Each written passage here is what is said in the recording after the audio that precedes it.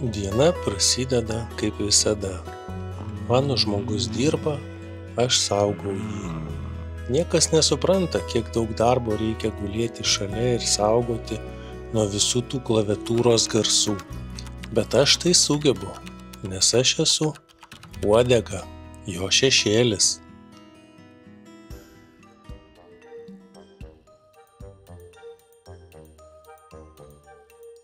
Jis pajudėjo, vadinasi maistas. Aš seku, aš laukiu. Mano akys mano ginklai. Nieks negali atsispirti šiam žvilgsniui. Jei šiek tiek labiau įspraudžiu galvą, galbūt gausiu dar vieną kąsnelį. Ji ten, už durų. Aš laukiu. Mano uodega juda greičiau, kai ji šalia.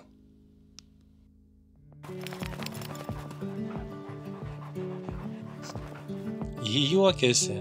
Mano misija įvykdyta. Aš galiu ją prajuokinti. Ir tai svarbiausia.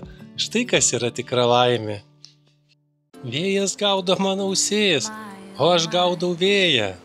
Kiekvienas šuolis laisvė, kiekvienas posūkis nuotykis. Aš esu greičiausias šio pasaulio tyrinėtojas.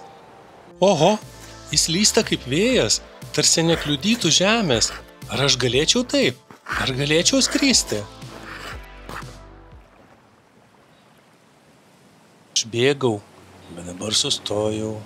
Ši tyla tokia gili, tarsi laikas sustojo. Aš klausausi, aš jaučiu. Kiekvienas sniego gniūžtės trakštelėjimas, kiekvienas vėjo šnabždesys. Tai gyvenimas. Takelis veda mane tolyn. Nežinau kur, bet tai nesvarbu. Aš einu, nes kelionė yra dalis manęs. Aš jaučiuosi mažas šiame dideliame pasaulyje, bet kartu ir labai svarbus, nes aš esu su jais. Žmonės dažnai skuba, aš mokausi sustoti, mokausi matyti, mokausi būti čia, dabar. Ir kiekvienas vingiuotas takelis mane visada veda atgal namo.